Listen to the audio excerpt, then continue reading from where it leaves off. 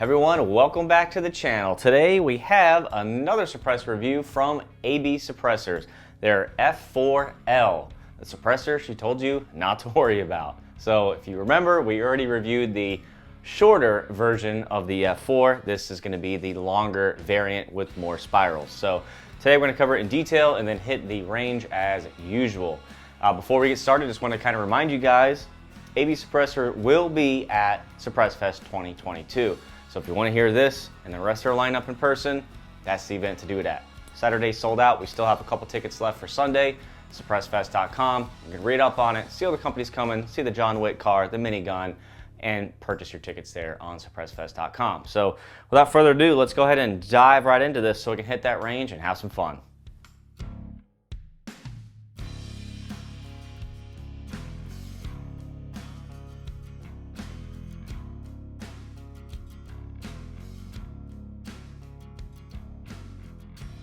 All right, length as usual. We'll start there. Comes in at an overall length of 6 inches even, a diameter of 1.5 inches, and a weight of 5.75 ounces. Now, that is extremely light. So light, in fact, I took the liberty to weigh some things off camera so you guys at home can kind of feel what it feels like, what I'm holding here, because this feels like there's nothing in my hand. Crazy enough, and I have some pictures of it, I'll throw up on the screen here. I weighed the suppressor and it did weigh in at the 5.75 ounces that they advertise on their website. And then I grabbed a PMag. It was just under the weight.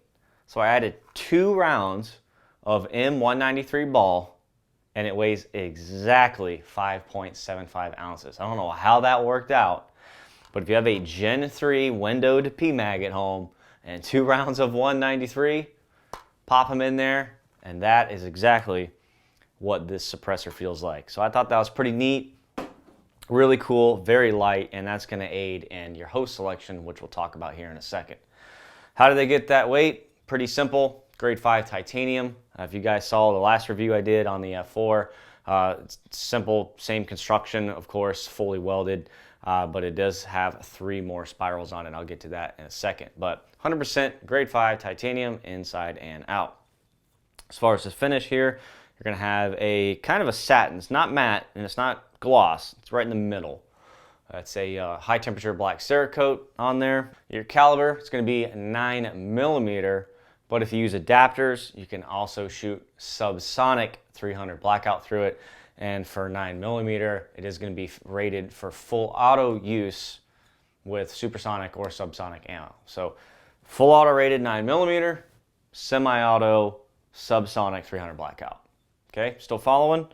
Let's cover some decibel numbers. This was recorded by them on a pulse meter per standard industry specifications and testing. They did at ear and at the muzzle numbers. On a CZ Scorpion 4.5 inch barrel, it came in at 128 decibels at the ear and 134 at the muzzle. And they did retest their F4 because this was a new higher quality meter than they were using before. And their older F4, the shorter one that I already reviewed, came in at 136 at the ear and 134 at the muzzle. So the muzzle numbers were close. The ear number much lower on the L. They actually called me and explained that they actually metered it like 5 minutes before I hit the record button today. So that was pretty cool.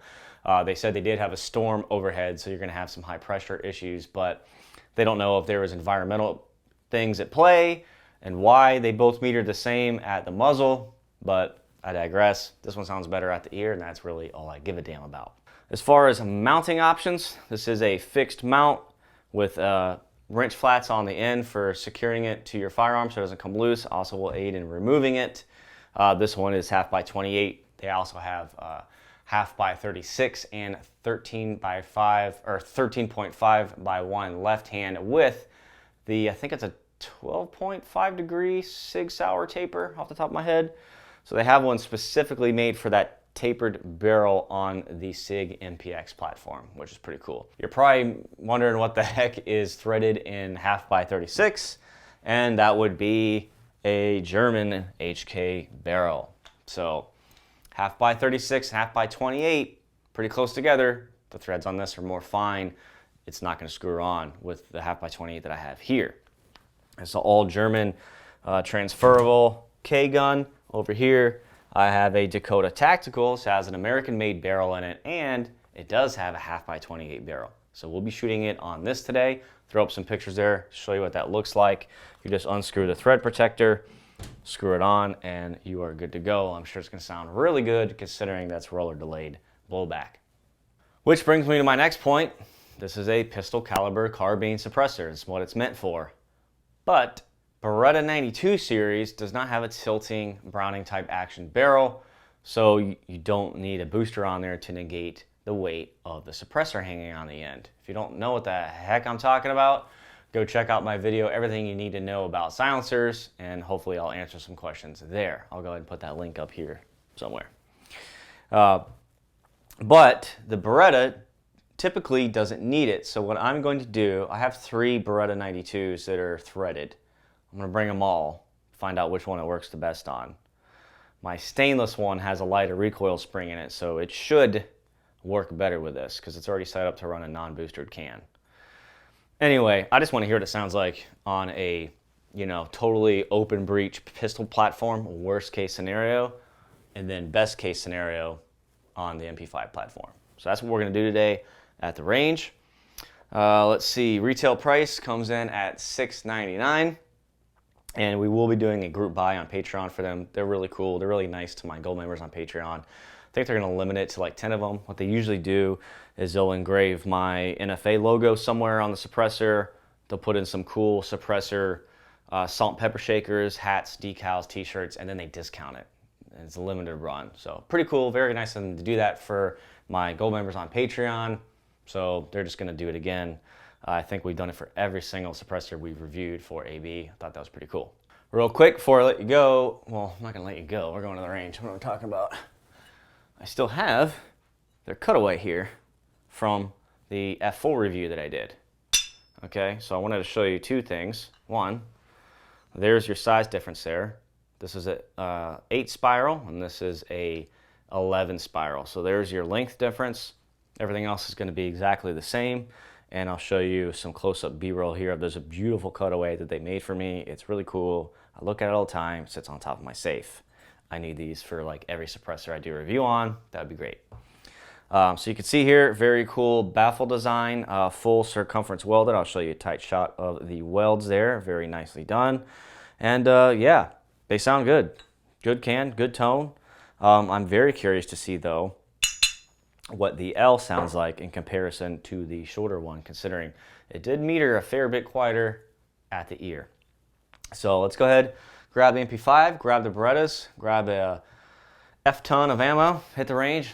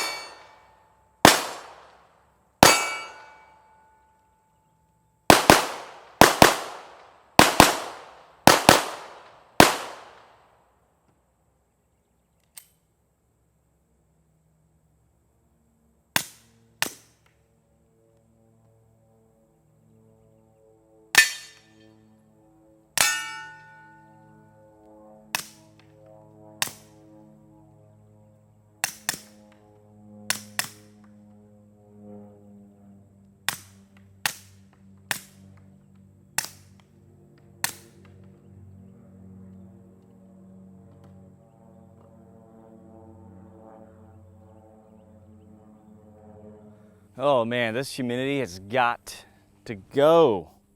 Come on, winter.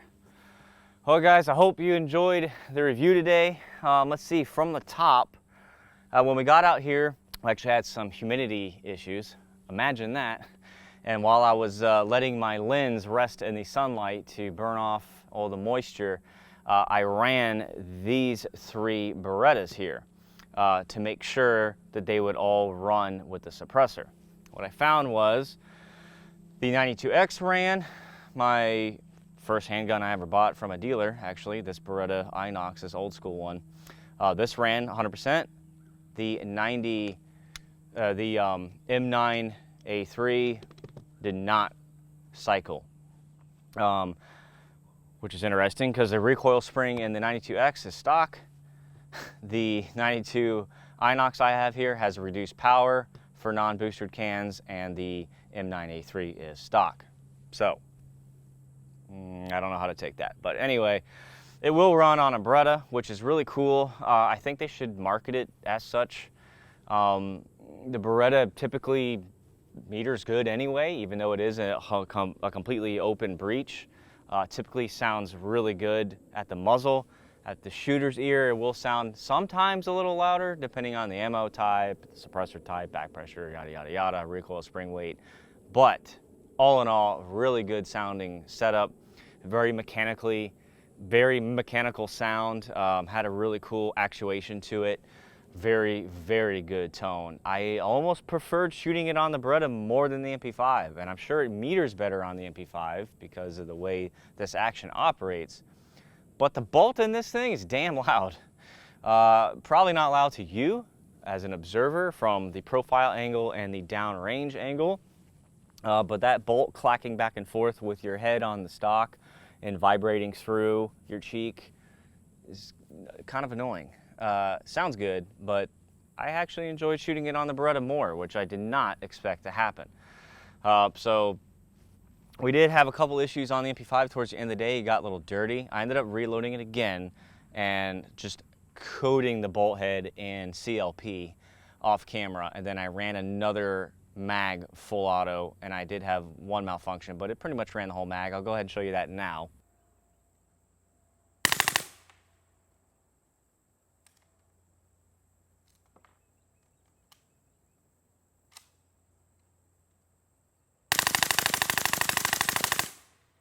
And as you can see, it sounds really good. So, I mean, sounds good, lightweight, runs on a Beretta, runs on the MP5. Of course, it'll run on an MPX and other 9mm hosts. Like if you have a Glock mag profile carbine or a Colt or whatever. That being said, my con here is their next series they release, they need to work some sort of mounting option in. Whether they widen the diameter of the can and go with the industry standard hub 1.375 by 24, or come out with their own booster so you can run this kind of setup, you know, smaller profile, the 1.5 inch on you know, a Glock or a SIG or whatever, a Browning tilt type action. So I think hopefully their next generation will have that. For now, we're just going to do direct thread, lightweight type stuff here with AB suppressor and these specialized suppressors. Remember, this is a specialized can. I would say the target demographic for this model is people who already have boostered pistol cans, maybe large volume subgun cans, and they're looking for something a little different, super lightweight, unobtrusive, and that has a good sound profile. That's just me, but that's where I see this in the segment. But other than that, it sounded really good. I didn't have an adapter to run it on 300 blackout, which is a bummer. But again, AB Suppressor is coming to Suppress Fest 2022. I'm sure you'll be able to run this on a 300 blackout to your heart's content. So go ahead, head to suppressfest.com for more information there. We will have hats for sale there, this one in particular. I'm gonna hand select a couple patterns here. We have these are all Richardson hats, which are really nice. We're gonna be doing the half camo, half American flag ones, which are really dope. Those are actually really hard to find right now. They're in a shortage, so if we have them at the event, you better, and you like it, you better pick it up like first 5 minutes in the gate. They're gonna go quick. Black multicam, and then we'll have like solid colors too. So maybe some olive drab and stuff like that. But love that logo. It's trademarked now, by the way. It's pretty awesome. So hope you guys enjoyed the review as usual. If you have any questions, please leave them in the comment section below. I will take time out of my day to go through them and answer any questions you have about the suppressor. And stay tuned, because we have a lot more suppressor reviews coming for 2022, rifle reviews and other things I can't talk about yet. You don't want to miss it. Click that like button and that subscribe button, and I'll see you next week.